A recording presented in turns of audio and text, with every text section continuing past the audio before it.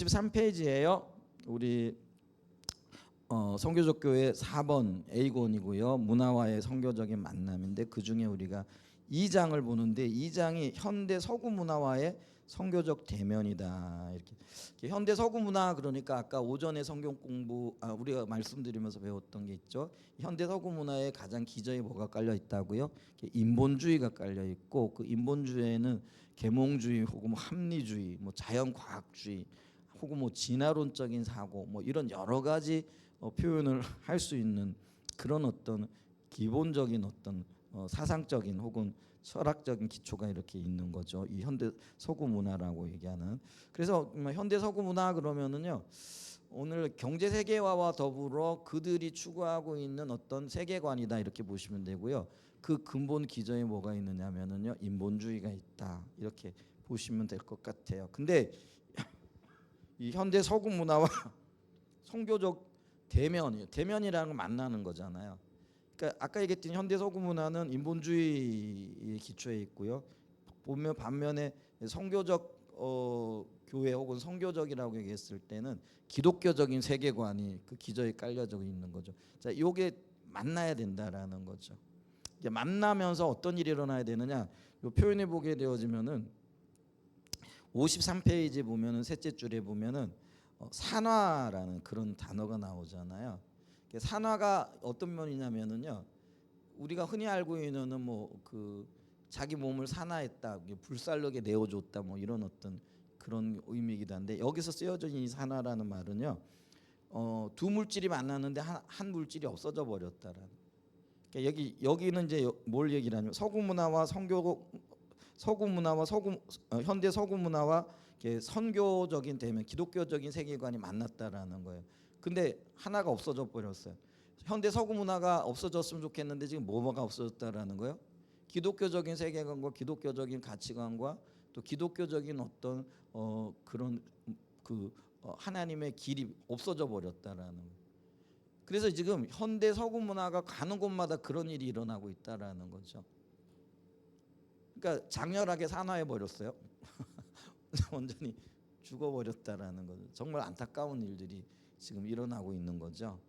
자, 그래서 이 현대 서구 문화와 선교적 대면이 만났을 때, 선교적과 대면했을 때에 현대 서구 문화가 장렬하게 산화해야 되는데 지금 우리가 보고 있는 건 뭐냐면은요. 복음이 산화되어진 없어져 버린 그런 열매들을 이렇게 보고 있다라는 거죠. 근데 이제 왜 그런 일들이 일어났는가? 이제 그거를 다시 좀 앞에 이제 보게 되어지면은 미리 보기 혹은 개요가 나타나 있잖아요. 그래서 1번 그럼 우리의 현실 현대 서구 사회에 존재하는 이층 구조라고 이걸 이제 이분법적인 사고라고 하고 있고요. 이 책에서는 그거를 이층 구조라 이렇게 얘기를 해요. 옆으로 펼쳐져 있는 걸 위아래로 펼쳐놨다 이렇게 보시면 되는 거죠. 그리고 이 이층 구조가 점점 더 발전되어져서 어떤 면에서는 득세하고 있다 지금 이런 어떤 의미로서 볼 수 있고요.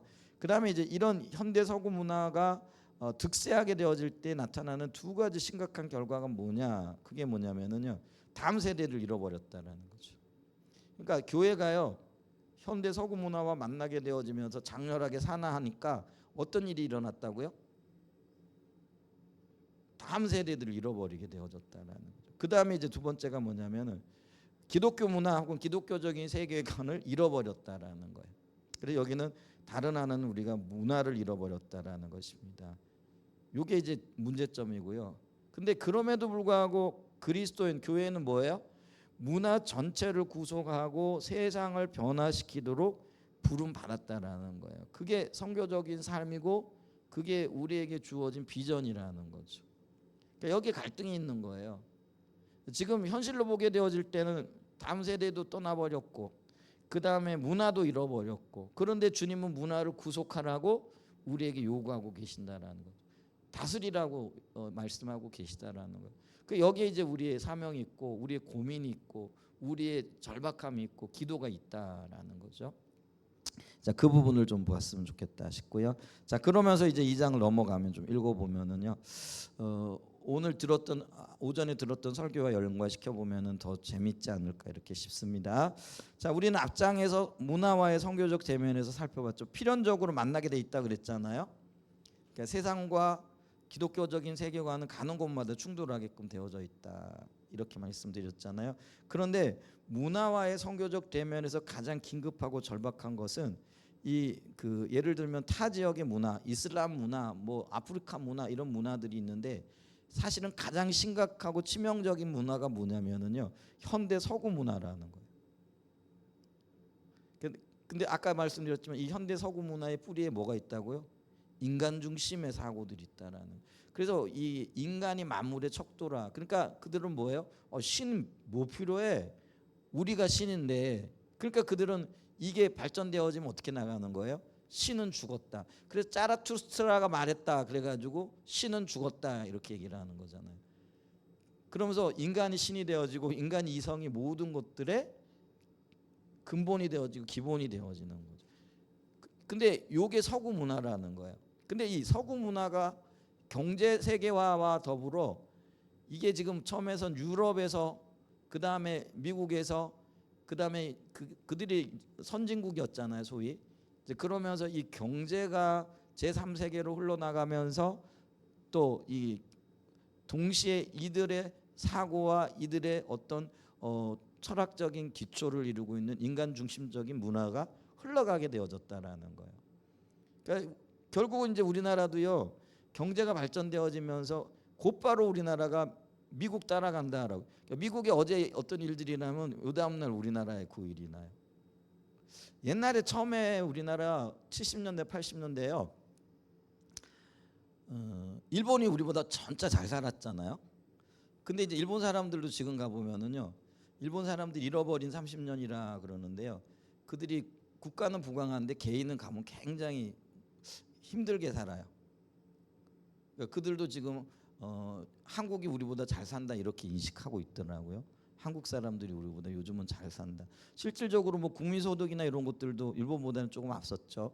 근데 이제 대만보다는 우리가 또 지금 뒤처지고 있는 이제 그런 모습인데 어쨌거나 그 70년대 80년대요. 일본에서 어떤 일들이 일어났다 그러면은요. 우리나라 예를 들면 부산의 광복동, 그 다음에 이제 명동. 부산이 명동보다 더 빨랐다 그러더라고요. 왜냐하면 부산이 일본하고 굉장히 가깝잖아요. 일본 문화가 굉장히 빠르게 유입이 되어졌다 이렇게 얘기를 하고 닮아가고. 그리고 우리 옛날에 일제 뭐 생각나는데요. 일제 전기밥솥 뭐 이런 거 굉장히 좋았거든요. 일본에서 그런 거 하나 받으면은요. 사실 그게 제품이 굉장히 좋았어요. 왜 코끼리 일본 왜 지금도 있는데 그게 어느 회사 건지 모르는데 그 왜 코끼리 상표 들어가 있는 거 있어요. 그거 밥솥 뭐 이런 거는요. 진짜 좋은 걸로 쳐줬거든요. 제가 이번에 그래서 일본에 가가지고 그 추억 때문에 뭐죠 물병 하나 사왔잖아요. 그 코끼리예요. 근데 그거 튼튼하더라고요. 아직 제가 일본 갔다 온 지 벌써 2년 돼 가잖아요. 2년 가까이 되는데 그거 잘 쓰고 있거든요. 근데 일본 사람들이 물건을 참 잘 만드는 것 같기는 하더라고요. 어쨌거나 그 일본의 모든 것들이요, 뭐 일본 만화 몇 년 전까지는 일본 만화가 굉장히 인기가 있었고요. 뭐 일본 영화, 뭐 일본 드라마 이런 거 막 우리 지금 북한 사람들이 한국 드라마 몰래 숨어서 보듯이. 그러니까 앞으로는 뭐 일본 욕하면서 뒤로는 그런 것들 보고 이런 어떤 것들이 있었어요. 근데 이제 그게 왜 영향을 받느냐면 일본은 우리보다 잘 살았거든요. 그러니까 그 잘 사는 나라의 어떤 문화들이 그 보여지고 그 문화를 따라가려고 하는 게 있는 거죠. 그다음에 이제는 근데 일본이 우리나라 문화를 따라오려고 하죠. 왜냐하면 우리가 조금 그들보다 낫다라고 그들이 생각을 하니까 그래요. 근데 아직 우리는 미국 문화를 못 따라가죠. 그러니까 미국의 영향을 받고 또 미국 그 어떤 면에서 따라가려고 하고 있는 그런 입장이잖아요. 근데 이제 그러면서 경제가 그 세계화되어지고 그 경제 세계화 더불어 그들의 어떤 문화, 그들의 어떤 사상 이런 것들이 들어오는 거죠. 그래서 우리가 굉장히 어떤 면에서 서구화되어졌다라는 거는 어떤 면에 미국화되어졌다라는 그런 어떤 의미이기도 하잖아요. 그런데 그 미국 사람들의 가장 기본적인 게 뭐냐? 그게 요즘 이제 인본주의라는. 근데 그게 현대 서구 사회의 민낯이라고 이렇게 얘기를 할 수 있다라는 거죠. 그런데 이런 그 세계 경제화라는 미명하에 현대 서구 문화가 들어오게 되어지면서 어떤 일들이 일어나고 있느냐면 한국 교회가요 지금 무너져 내리고 있거든요. 물론 이렇게 복음도 우리가 받아들였지만은 그래도 우리가 어떤 복음의 전통적인 기초 위에 서가지고 견실한 어떤 신앙과 신학을 유지하려고 애를 많이 써왔고 노력을 했었거든요. 근데 이게 서구 문화와 딱 마주치고 경제 세계와 딱 부딪혀 보니까요, 이게 힘을 못 쓰는 거죠. 그러니까 복음이 더 이상 어떤 영향력을 미치지 못하고요. 가는 곳마다 서구 문화의 어떤 영향하에 어떤 면에서는 치명적인 그런 어떤 공격을 받게 되어지면서 교회가 무너지고 있고요. 또 성도들이 무너지고 있는 거죠. 그래서 여기가 보죠. 그 현대 서구 문화와 성교적인 대면이 복음의 어떤 대면이 일어난다라는 거죠. 근데 현대 서구 문화가 가는 곳마다 어떤 일이 일어난다고요? 복음을 산화시켰다라는 거예요. 산화라는 게 뭐예요? 서구 문화와 복음이 딱 만났는데 어느 하나가 없어져 버리는 거예요. 복음의 산화라는 거예요. 복음이 없어져 버리는 거예요. 그냥 경제적인 유익, 경제적인 이익, 경제적인 논리만 서는 거죠. 그러니까 오늘날 교회도 그렇잖아요. 복음이 서야 할 자리에 만몬이 서 있는 거죠. 그게 이제 서구 문화의 영향이라는, 경제가 서 있다라는, 돈이 서 있다라는. 그러니까 교회조차도 돈 우선적인 그런 성장 우선적인 그런 논리가 통하게 되어졌다. 그게 이제 서구 문화의 영향이라는 거죠. 자, 그런데 오늘날 서구 문화와의 선교적 대면은 단순히 서구 유럽과 미국과 캐나다 교회가 직면한 문제만이 아니라라는 거죠. 미국에서 벌써 이런 거대한 어떤 대결이 있었고요. 그러니까 이런 인본주의적인 세계관, 현대 서구 문화와 복음, 그게 원래 유럽과 미국이 우리의 입장에서 보게 되어지면은요, 복음의 출발지잖아요. 그러니까 대부분 우리는 미국의 영향을 받았고 미국 교회의 영향을 받았잖아요. 근데 이제 그 미국 교회가 무너졌다라는 거예요. 유럽 교회는 무너진 지 오래됐고요. 미국 교회도 지금 무너져 내렸다. 이렇게 얘기를 한다라는 거죠. 그래서 이게 복음의 산화가 일어났다라는 거죠. 자, 그 경제 세계화를 통해서 서구 문화가 대도시를 중심으로 전 세계로 급속도로 확산되고 있다라는 거죠. 심각한 문제가 일어났다라는 거죠. 경제 발전을 추구하는 나라마다 경제 발전뿐 아니라 현대 서구 문화를 동시에 받아들여 매우 빠른 속도로 서구화되어 가고 있다. 이걸 거부하는 나라들이 있잖아요. 예를 들면 이란 같은 경우, 아니면은 저기 뭐 어디죠? 그 파키스탄이나 그 위에 어디죠? 그 전쟁 미국이 개입했다가 물러나왔던 데가 이라크 말고 저기 하여간 이제 그런 나라들은 이제 이런 우려를 하는 거예요. 경제와 함께 서구 문화가 들어오게 되어지면은 자기들의 전통과 자기들의 문화가 다 무너진다라는 걸 아는 거죠. 그래가지고 그거를 국가적인 차원에서 막는 거죠. 교류를 끊고. 근데 그게 되냐는 그런 거죠. 왜냐하면은 어떤 면에서는 뭐 다들 잘 살고 싶어 하잖아요. 그리고 어떤 면에서는 이 경제적인 자유를 누리고 싶어하고 또 먹고 사는 거 이런 것들 걱정 없이 이렇게 살고 싶어 하잖아요. 근데 이제 이게 현대 서구 문화 혹은 경제 발전을 이렇게 가로막게 되어지면은요, 뭐 그러니까 이게 그게 어떤 면에서는 고립되어지는 거죠. 그러다 보니까 이러지도 저러지도 못하고 있고, 지금 이제 결국은 이란에서도 요즘 대규모 시위가 일어나고 있다고 하는데 그게 이 문제잖아요. 이 충돌이거든요. 그러니까 이제 사람들도 이제 좀 잘 살고 싶고 또 경제가 이렇게 발전하고 싶고 또 세계가 눈부시게 발전하는 어떤 것들에서 처져 있다라는 생각이 들게 되어지니까 이제 그걸 견뎌하지 못하게 하는 거죠. 근데 그거를 이제 지금까지는 억지로 어떤 면에서는 그 이슬람이라는 어떤 그런 어떤 뭐랄까 신념을 가지고 그걸 막아왔는데 그게 안 되는 거죠. 뭐 그거를 쉽게 이렇게 막아낼 수 없는 어떤 그러니까 이제 이 그 돈의 논리가 들어가는 모든 것들은 서구화가 진행되어지고 이 서구화의 기초에 이게 복음이 있었으면 얼마나 좋겠습니까마는 그게 이제 인본주의가 있다라는 것이죠.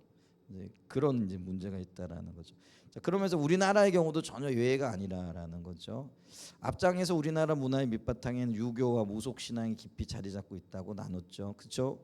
우리의 밑바탕에 아직 그런 것들이 있죠. 샤머니즘적인 어떤 것들이 또 있고요. 그러나 우리나라도 급속도로 서구화되면서 특히 우리 젊은이들의 경우는 더욱더 그들의 삶에 대한 이해와 방식 등에서 거의 완전히 서구화되었다고 해도 전혀 과언이 아닐 정도라는 거죠. 이게 심각하죠. 그러니까 서구화되어졌다는 게 뭐냐면은요, 대부분 자연과학주의적인 기초 아래서 이성을 신봉하고 사람을 신으로 여기는 이제 그런 거죠. 그러니까 우리가 만약에 기독교인이 아니라고 한다면 이런 논리 너무나 좋아요. 그렇지 않아요? 뭐 자기가 자기 인생을 주관하고 자기 의도대로 살아가고 또 경제적인 번영과 평안을 누리고 뭐 사람이 사람을 자기 이성에 의해 가지고 판단하고 그래서 싫으면 하고 뭐 싫으면 안 하고 뭐 좋으면 하고 뭐 이게 얼마나 좋아요. 그러니까 내가 기독교인이 아니라면은요 이런 어떤 가치관을 받아들이는 거 전혀 문제가 없다라는 거예요. 근데는 문제는 뭐냐, 내가 그리스도인이고 그리스도인이라는 것은 내 삶의 주인이 하나님이시라는 거고, 그리고 하나님은 이 세계를 운영하는 방식이 그 세계관을 가지고 계시다라는 거. 그러니까 우리는 그 세계관 앞에 우리 자신을 드린 존재라는 거죠. 그러니까 우리는 기독교인이기 때문에 당연히 서구적인 세계관, 인간 중심적인, 그러니까 인간이 신이 되어진 그걸 받아들일 수가 없게 되어지는 거죠. 그러니까 여기서 충돌이 일어날 수밖에 없다라는 거죠. 근데 이제 예를 들면은 이런 어떤 신념이 약하고 믿음이 약하게 되어지면은 돈 앞에 혹은 그 거대한 어떤 물결 앞에 자기의 어떤 신념과 믿음을 포기할 수밖에 없는 거죠. 그래서 있잖아요. 이게 세계화가 진행되어질 수 있도록 복음화율이 점점 낮아진다라는 거 아세요? 그러니까 유럽도 그렇고요, 미국도 그렇고요. 그러니까 유럽 예를 들면은 뭐 7, 80년 전만 해도요, 뭐 자기들을 기독교 국가라고 얘기하는 나라들이 많았거든요. 근데 지금은요, 예를 들면은 영국 같은 경우에요, 정기적으로 예배를 드리는 그리스도인들이 3%가 채 안 된대요, 인구에. 한때는 뭐 70%, 80% 모든 사람들이 주일 되면은 성경책 들고 교회 가가지고 예배 드렸던 나라들이거든요. 근데 지금은 3%도 안 된다는. 그게 그들이 그만큼 선진화되어졌고 서구화되어졌고 어떤 면에서 세계화되어졌다라고 얘기하는데 복음화율은 떨어지는 거예요. 그러니까 우리나라요 70년대 80년대 경이로운 일이에요. 우리나라는 기독교 국가가 아니잖아요. 그런데 기독교 인구가 25% 넘는다. 어떤 때는 30%라고 얘기를 해요. 지금 있잖아요. 그 군산 같은데 인천이요 다른 지역보다도 굉장히 복음화율이 높아요. 그래서 어떤 데는 전주 여기도 있죠. 군산하고 전주가 굉장히 가깝잖아요. 근데 군산이 어떤 데냐면은요. 최초의 어떤 그 뭐라 그럴까요? 그 선교사들이 와가지고 순교를 당하기도 하고, 왜냐하면 이게 항구가 있는 곳이잖아요. 그러니까 항구를 통해 가지고 그 무역선이 들어오면서 그 무역선이 들어올 때 반드시 누가 같이 따라 들어왔느냐면은요. 선교사님들이 따라 들어왔거든요. 그러니까 이게 있잖아요. 한편으로는 굉장히 좋은 일이었는데 한편으로는요. 우리나라 같은 경우는 이거를 잘 활용한 편이에요. 근데 다른 나라 같은 경우에는요. 이게 무역이 들어간다라는 거는 경제가 함께 들어간다라는 거잖아요. 그러면서 이 경제적인 어떤 이익을 위해 가지고 경제적인 이익을 얻기 위해서는 식민지화하면서 다른 사람들을 수탈하는 거잖아요. 근데 그렇게 들어와 가지고 수탈하는데 그들과 함께 온 사람들이 누구예요? 선교사인 거예요. 그러니까 이게 오히려 복음화되는데 굉장히 방해가 되어진 역할을 했거든요. 근데 묘하게도요. 우리나라는 선교사들이 들어와 가지고 수탈을 한 게 아니라 우리를 계몽하고 또 우리에게 많은 이익을 주고 유익을 끼치는, 그들이 와 가지고요. 예를 들면은 이 그 학교를 세우고 병원을 세우고 이러면서 근데 그게 이제 우리 일제 시대 일본의 어떤 침략과 맞닿아지면서 이제 우리에게는 굉장히 선교사들의 역할이 긍정적으로 이렇게 나타나게 되어진 배경들이 이렇게 있어요.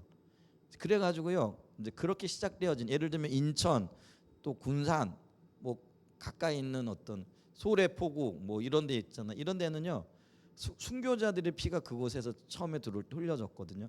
근데 놀랍게도 그들의 어떤 그 평균 보고마율이요 우리나라 전체적인 평균 보고마율보다 훨씬 높아요. 지금도 한 30%뭐 군산 같은 데는 굉장히 이렇게 인천도요. 인천에 가면 교회가 우리 여기도 교회가 많은데요. 인천에 교회가 굉장히 많아요. 그게 이제 그런 이유들이 이렇게 있거든요. 근데 그것도 하나님의 은혜인 것 같아요. 근데 이제 뭘 얘기하려?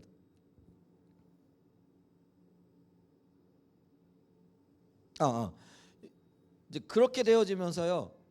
서구화되어지고 경제적인 성장이 이루어지면은요. 사람들이 대부분 이제는 개인의 가치를 찾게 되어지고요. 개인의 자유를 언급하게 되어지고 모든 속박으로부터 이게 이제 인본주의거든요. 이제 그걸 받아들이게 되어지면서 교회를 떠나게 되어지는 거죠. 그러니까 보세요. 우리나라 70년대, 80년대 복음화율이 거의 25%, 30%까지 올라갔다는. 그럼 아까도 말씀드렸지만은 우리나라는 기독교 국가가 아니에요. 전통적인 종교가 있고 유교가 있고 불교가 있고 뭐 이런데요. 근데 기독교가 우리나라 인구의 25%, 30%. 그래서 우리가 한때는 막 우리 인구 뭐 3,500만, 4천만 명 뭐 이럴 때 기독교 인구가 1,200만 명이라 막 이렇게 얘기를 하잖아요. 근데 지금 우리나라 인구가 얼마예요? 5,400만 정도 되잖아요. 근데 기독교 인구는 얼마나 많이 잡아가지고 뭐 좀 뻥튀기 해가지고 1,000만이라고 얘기를 하거든요. 근데 실질적으로 그냥 통계상에 나타나 있는 인원만 잡아도 한 600만 정도밖에 안 된다라는 거예요. 그럼 거기에 리얼 크리스찬, 진정한 크리스찬은 얼마나 되느냐? 거기서 한 뭐 반 뚝 떨어져 나갈 수도 있다라는 거예요. 그러면은요 우리나라 어떤 면에서는요 기독교 인구가 도대체 얼마냐라는 거예요. 한 5%뭐 이 정도까지 확 떨어져 버리는 거예요. 지금 그런 현실이라는. 근데 그게 언제 나타나느냐? 80년대 말부터 90년대, 2000년대 들어오면서 그게 굉장히 가속화되어졌다. 근데 그 시기가 언제 시기냐? 우리나라가 경제적으로 굉장히 발전되어지고요. 그 다음에 세계 사람들로부터 부러움을 사게 되어지고요. 교역량도 늘어나고요. 뭐 이제 뭐 세계 뭐 10대 무역 국가니 지금 그런 얘기 하더라고요. 우리나라가 지금 세계적으로 보게 되어질 때는요. 무역량이라든지 이런 것들을 보면은 제법 잘 사는 나라에 속하잖아요. 근데 보니까 다 모래 위에 성을 쌓은 것 같긴 한데 어쨌거나 근데 그렇게 되어지면서요. 이게 다른 말로 얘기하면 경제화가 이루어지고 서구화가 이루어졌다라는 거예요. 근데 서구화가 이루어지면서 반대로 뭐가요? 복음은 점점 산화되어져 간다. 이 두 세력이 만났는데 이제 그런 어떤 현상들이 나타났다라는 거죠. 이게 좀 굉장히 심각한 문제인데 그렇다고 다시 가난해지자 그러면은 또 뭐 난리 나겠죠.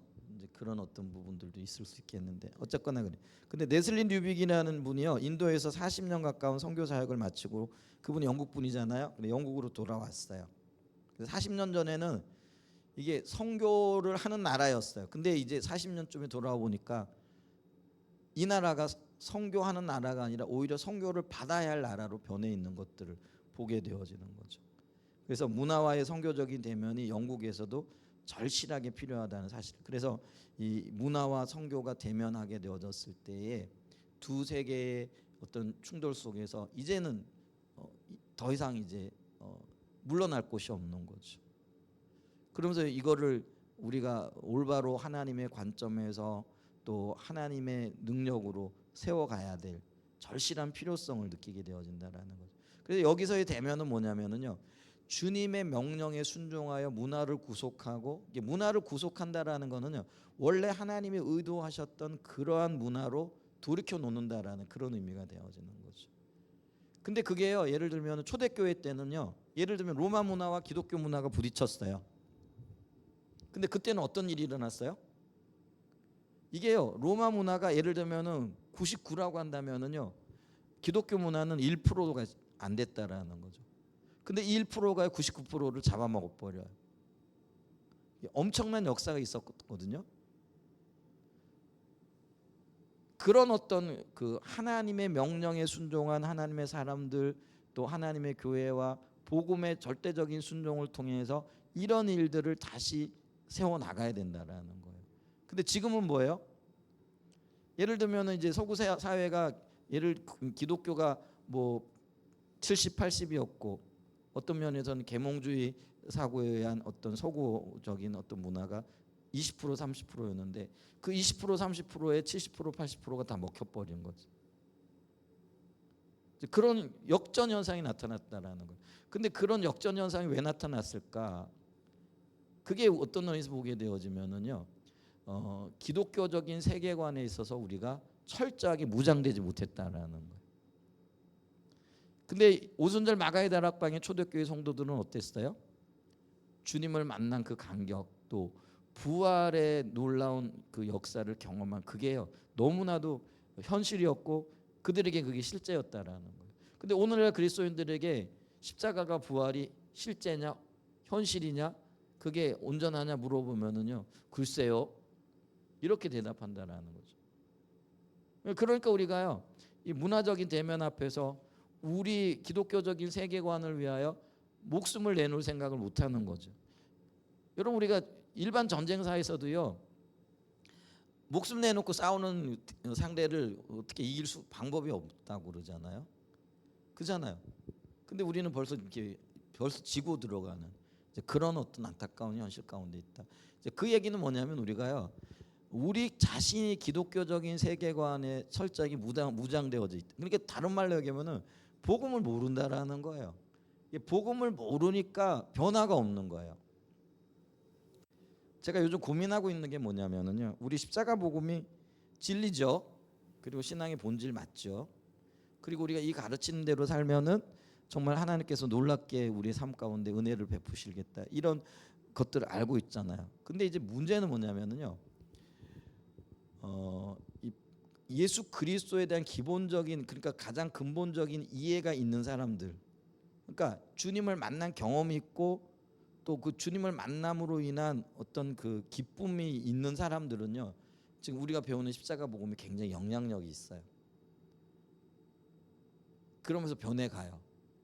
근데 교회 안에요, 똑같은 복음을 전하는데 어떤 분들은 그게 별 흥미가 없고요, 어떤 별로 주목받지 못하고요, 그리고 그게 영향을 못 미쳐요. 근데 영향을 못 미치는 이유가 뭘까 했을 때 근본적인 문제가 있어요. 그게 뭐냐면요, 예수 그리스도를 인격적으로 못 만난 거예요. 그러니까 이제 우리가 지금 배우고 있는 십자가 복음은요, 예수님을 근본적으로 만난 사람들이 어떻게 주님과 동행하는 삶을 살아가고 믿음으로 살아가고 이걸 지금 다루고 있거든요. 근데 예수님을 만나지 못한 사람에게 이걸 아무리 얘기해봐야 이게 그들에게는 이해가 안 되는 거예요.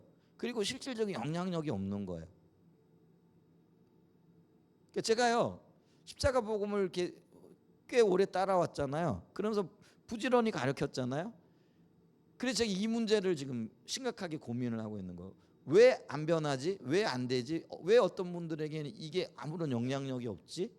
근데 그게 뭐냐면은요, 아직 주님을 못 만난 거예요. 그러니까 본인들은 만났다고 생각을 하는데 실질적으로는 주님을 만나지 못했는 거예요. 그러니까 주님을 만나지 못했으니까 주님을 만난 이후의 어떤 삶을 아무리 얘기해도 그게 이해가 안 되는 거예요. 받아들여지지가 않는 거예요. 그러니까 이 십자가 복음 이 책에, 그러니까 그게 지금 대상이 누구냐라는 거예요. 구원받은 사람들이 어떻게 주님과 동행하는 실질적인 복음의 삶을 사는가에 초점이 맞춰져 있거든요. 그래서 제가 고민하고 있는 게 교회 안에 복음이 다시 제시되고요, 이 복음이 제시되어지고 난 다음에 그들이 주님을 인격적으로 만나는 이게 먼저 전제가 되어져야 되는구나. 근데 이제 우리는요, 당연히 전제한 거예요. 저 같은 경우도 그렇죠. 적어도 교회를 다녔어. 그리고 수년씩 교회에 그래도 여러 가지 일들이 있고 어려운 일들 있지만 떠나지 않고 교회를 다니고 있는 거예요. 아, 그러니까 이분은 리얼 크리스찬이야. 정말 중생한 그리스도인이야. 이렇게 전제하고 가르친다라는 거예요. 근데 실질적으로는요, 아직, 그러니까 교회 종교인으로는 기능을 한다라는 거예요. 그러니까 종교 생활 잘해요. 예배도 잘 드리고 누구보다 예배 드리는 방법도 알아요. 찬양과 경배도 잘 하고요. 그런데 생명이 없는 거예요. 그러니까 진정한 중생의 경험이 없는 경우들이 너무 많은 거예요, 교회 안에. 근데 그러면 그들에게는 지금 뭘 가르쳐야 돼요? 뭘 말해야 되고요? 복음을 집중적으로 얘기하고 예수 그리스도가 누구이고 예수 그리스도께서 우리를 위해서 죽으셨는데 왜 죽으셨고 그 죽으심으로 인하여 우리에게 어떤 영향력이 있고 그리고 그 죽으심을 믿게 되어질 때 우리는 어떻게 변화되어지는가. 이게 이제 가장 기본적인 그 복음이잖아요. 근데 그게 그걸로 인해 우리가 중생하는 거잖아요. 다시 태어나게 되어지는 거잖아요. 근데 거기에 지금 조금 더 초점을 맞춰야 될 필요가 있는. 그러니까 이게 두 부류로 나눈 거예요. 그러니까 교회 안에는 아직 중생하지 못한 그리스도인들이 있어요. 반면에 어린 육적인 그리스도인이 있어요. 그다음에 조금 자란 그리스도인이 있다라는 거예요. 그러면은 아직 중생하지 못한 저기 교회 교인들. 그러니까 중생은 했는데 아직 어린 그리스도인. 그다음에 조금 자라나고 있는 그리스도인. 그러면은 이 세 부류의 사람들에게 각자 먹이는 그리고 제시하는 게 달라야 되잖아요. 근데 저는 그걸 몰랐어요. 그러니까 당연히 우리 교회 안에 있는 분들은 다 중생한 그리스도인뿐만 아니라 다 성숙을 갈망하고 성숙한 그리스도인 줄 전제하고 들어가는 거죠. 지금까지 그랬어요. 그러니까 이제 이 십자가 복음을 아주 신나게 가르치는 거잖아요. 왜냐하면 이제 저도 그런 중생한 그리스도인의 경험이 있고 주님을 따라가려고 하고 야 이게 맞다 이제 그런 관점에서 보니까 이게 하나도 틀린 게 없는 거죠. 그러니까 이게 내 삶에 영향력을 미치고 이렇게 살아가면 되겠다 이제 이런 어떤 것들이 있는 거죠. 근데 그 마음으로 가르쳤는데 이게 어떤 분들에게는요 전혀 영향력을 못 미치는 거예요. 그리고 전혀 별 의미가 없는, 그리고 가르쳐도 저는 그거를 들으면서 감격하고 기쁨이 있고 야 이거야 이렇게 무릎을 쳤는데 어떤 분들은요 그냥 멀뚱멀뚱하기만 한 거예요. 근데 그 차이가 뭘까 봤더니요 결국은 이거예요. 아직 중생하지 못한 그리스도인인데 근데 여기에 이거를 갖다가 아무리 떠먹여봐야 그게 효과가 없다라는, 영향력이 없다라는 거예요. 그러면서 제가 요즘 우리 양육 프로그램 있잖아요. 이제 거기에 가장 기본적인 거. 근데 이제 그 우리 위대한 구원 요거 하는데 그것도 물론 이제 의미가 있을 수 있는데 그것보다도 더 기초적인 것들을 좀 찾아봐야 될 거. 제가 지금 요즘 그 고민을 하고 있어요. 교회 안에. 근데 이게요. 그게 저의 고민이기도 하고요. 지금 어쩌면 대한민국에 있는 모든 교회 목사님들이 왜 안 변하지? 왜 이렇게 설교를 하거나 아니면 예배를 드리면은 은혜는 받는 것 같은데 어떨 때는 막 은혜 받는 게 눈에 보이거든요. 근데 안 변해. 결국은 그게 생명의 문제라는 거예요. 그래서 여러분들 이제 오이코스나 아니면은 우리가 내가 중생한 그리스도인으로서 누군가와 이렇게 대화를 하거나 할 때요. 당연히 여기서는 안 되겠다라는 거예요. 그래서 이 부분을 좀 생각을 해야 된다. 이분이 정말로 주님을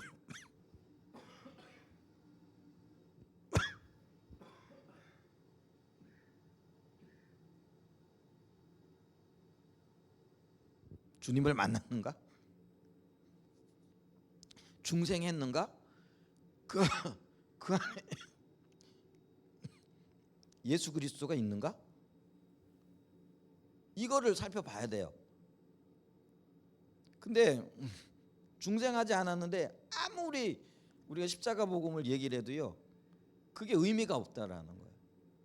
그러면 이제 그분들에게는 뭘 얘기해 줘야 돼요? 가장 복음의 가장 낮은 단계 그걸 제시해 줘야 된다라는 거죠. 그걸 좀 염두에 둬야 되겠다. 그러면서 제가 이렇게 설교나 이런 것들도 이게 좀 재고가 돼야 될 부분이 있는가? 제가 지금 그거를 생각하는 거예요. 이게 이제 어떤 면에서 이미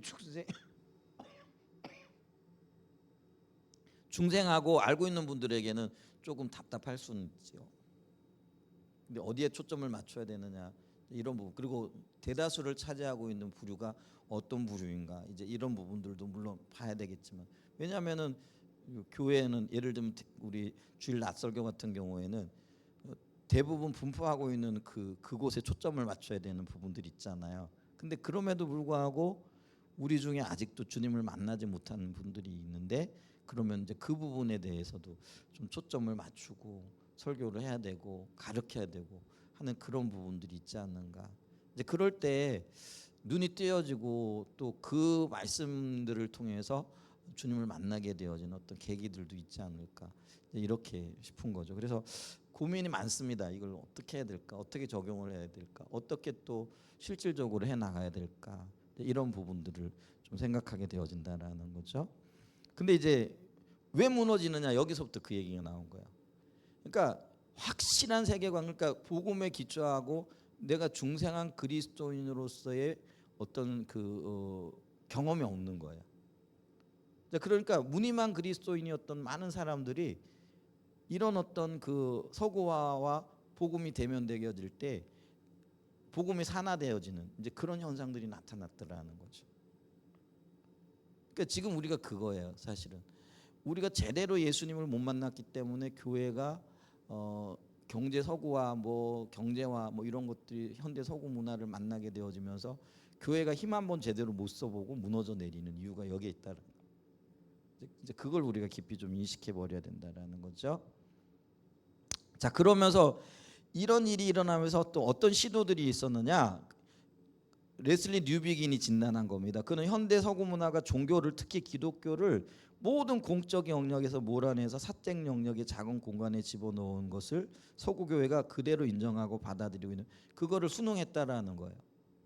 그러니까 서구 문화는요, 인본주의니까 신본주의인 기독교를 싫어할 수밖에 없어요. 그리고 몰아붙일 수밖에 없다라는 거죠. 근데 몰아붙일 그때요, 기독교가 아무 소리도 안 하고, 그래 우리 찌그러져 있을게, 쉽게 얘기하면은, 그래 너희들끼리 열심히 해봐, 오히려 그러면 그거를 뒷받침하고 환영하는 그런 분위기도 읽혔다라는 거예요. 그런 일들이 일어난 거예요. 그러면 스스로 교회가요 뒤로 물러나 가지고요, 어떤 면에서는요, 우리는 우리끼리 놀게, 그러면서 어떻게 해요? 너희들 우리 간섭하지 마라, 우리도 너희들 간섭 안 할게. 이러면서 점점 어떤 교회의 입지가, 공적인 진리로서의 어떤 가르침들이 점점 사라져 버린 거죠. 그래서 그냥 우리는 그냥 교회에서나 기껏 가르치고 교회에서나 우리들끼리 서로 즐거워하고 기뻐하고 뭐 이렇게 머물러 있었다라는 거예요. 근데 그런 현상들이 점점 더 뭐랄까요, 뿌리를 내리면서 그 영향력들이 나타나는데, 뚜껑을 열어보니까 지금 이런 어떤 모습들로 나타나 있더라는. 그러니까 이제는 교회가요 더 이상 사회에 대해서 어떤 영향력이 없어요. 교회가 아무리 말해봐야 세상은요 아예 그냥 무시해 버리는 거죠. 콧방귀도 안 끼는 이제 그런 어떤 현상들이 나타나고 있다라는 거죠.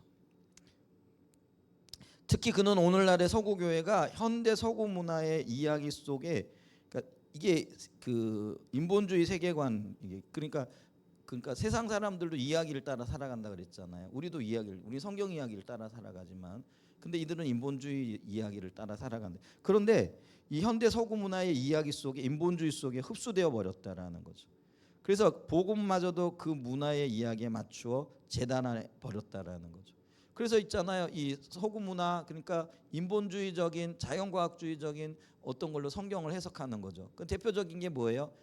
그 기적을 성경에서 제거해 가는 거죠. 이거는 이론적으로, 이거는 논리적으로 안 맞아. 그러니까 어떻게 모세가 지팡이로 홍해를 가를 수 있어?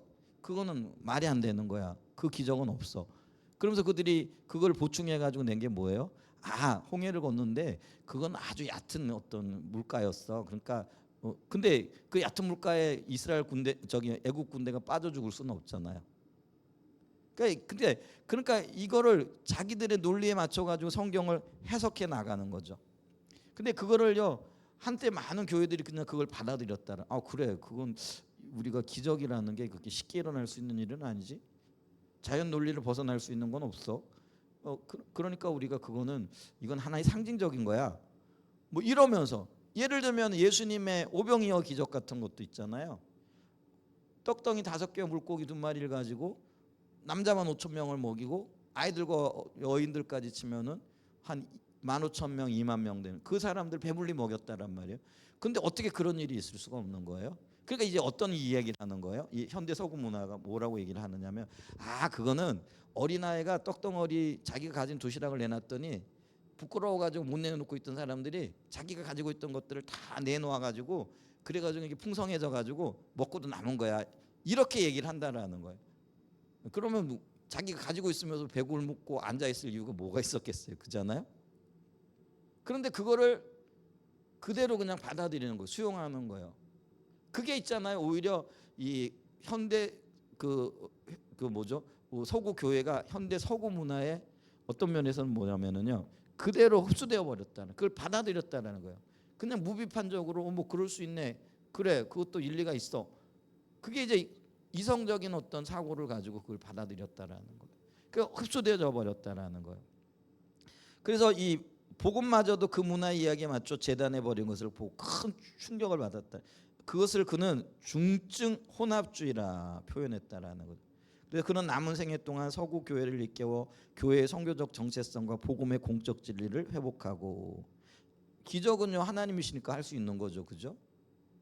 그리고 오늘날 세상을 향해서도 기적은 여전히 존재한다. 이걸 선언해야 할 뿐 아니라 실질적으로 그런 일들이 일어나기를 사모하고 기도하고 하나님 앞에 서야 되는 거잖아요, 그죠? 그래서 실질적으로 그런 일이 일어났잖아요. 현대 과학이 고치지 못하는 질병들을 우리 예수님은 고치기도 하셨잖아요. 근데 그런 간절함이 있을 때, 예를 들면은요, 요즘은 그런 얘기 못 들어봐요. 기도해가지고 암 났다는 이야기 들어본 적 있으세요? 근데 있잖아요, 우리 70년대 80년대만 해도요, 그때는 뭐 의학 기술이 더 없어가지고 암 걸리면 다 죽는 거였어요. 그런데 기적적으로 살아난 사람들의 이야기가 무수히 많거든요. 근데 그 얘기는 뭐냐면, 그들이 세상을 향하여 기적은 아직도 살아있고 이게 공적인 진리고 하나님의 역사라는 것들을 믿고 그걸 붙잡고 기도하고 하나님 앞에 매달렸던 사람들이 있더라는 거예요. 근데 오늘날은 그 시도 자체도 안 하는 거예요. 그러니까 그런 역사들이 일어날 수 있어요, 없어요? 그게 그러니까 현대 교회가 현대 서구 문화에 흡수되어 버렸다라는 거예요. 그들의 이야기에 그래, 맞아, 일리가 있는 거야. 그렇지, 병원에 가서 고쳐야지, 그걸 어떻게 기도한다고 고칠 수 있어. 이렇게 되어지는 거라는 거예요. 그러니까 아프면은요 병원 갈 생각부터 하는 거지, 기도할 생각은 안 하는 거죠. 그래도 적어도 우리는요 말씀을 의지하고 말씀을 믿고 살아가는 사람들이니까, 아프니까 뭐부터 해야 돼요? 기도부터 해야죠. 뭐 고쳐주시고 안 고쳐주시고는 하나님 알아서 하실 일이. 그 필요하면 하나님이 죽을 병도 고쳐주시는 거예요. 필요하면 멀쩡한 사람도 하나님 데려가시는 거예요. 아멘. 우리가 그런 어떤 믿음의 어떤 세계관과 믿음의 담대함을 가지고 있어야 되는 거예요. 그러면 세상 사람들을 향해서도요, 야, 우리 기도하면 하나님 고쳐주기도 해. 그러니까 우리가 기도할 수 있어. 그럼 당연히 기도해야 돼. 이걸 용기 있게 자신 있게 얘기해야 된다는 거예요. 근데 죽어가는 사람 앞에 놓고 병원 가자는 얘기는 해도 기도해 보자는 얘기는 못 하잖아요. 지금 그게 우리 모습이잖아요. 맞아요, 안 맞아요? 그게 레슬리 뉴비긴이 인도에서 돌아와 가지고 자기 고향 영국에서 봤던 모습이라는 거예요. 그러니까 그게 굉장히 큰 충격이었다라는. 근데 요즘은 우리가 그거 보고 충격도 안 받아요, 그죠? 그냥 당연한 것으로 여긴다는. 그만큼 더 어떤 면에서는요, 우리가 이 서구화되어졌고 서구 문화에 흡수되어져 버렸다라는 거죠.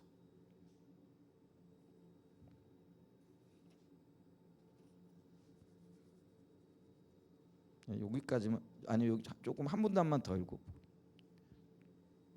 서구 교회는 현대 서구 문화에 순응했대요. 순응했대. 순응해서 자신의 신앙과 메시지를 그 문화의 이야기에 맞도록 재단해 버렸습니다. 다시 말해서 복음과 구원을 단순히 개인을 위한 것으로 축소시키고 윤리만 하더라도 성도들 각자가 살아야 하는 개인적인 것으로 축소시킨 것입니다. 해리 블레마이어스가 우려한 대로 되어버린 것입니다. 그 결과 복음은 뉴비긴의 말대로 문화의 포로 상태가 돼요. 그러니까 그러니까 문화가 복음의 포로가 되어져야 되는데 복음이 문화의 포로가 되어져 버렸다라는 거. 이게 역전 현상이에요. 그러니까 초대교회 성도들은 복음을 가지고 로마 문화를 포로시켜 버렸어요. 집어삼켰다라는 거예요.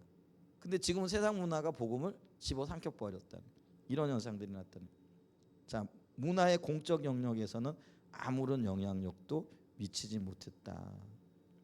그러면서 우리가 우리의 신앙이 사적으로 받아들여진 것, 이게 개인적인 선호, 개인적인 윤리, 그래서 이걸 사적인 영역으로. 그래서 55페이지 보면은 그림이 나와 있잖아요. 이게 2층 구조예요. 그러니까 1층에는 뭐가 있어요? 공적인 영역, 과학적인 지식이 있고요. 2층에는 사적인 영역, 개인적인. 건물을 지을 때 뭐부터 지어요? 지하부터 짓고 1층 짓고 2층 짓잖아요. 그럼 여기 이 그림으로 봤을 때 뭐가 더 중요하다라는 거예요?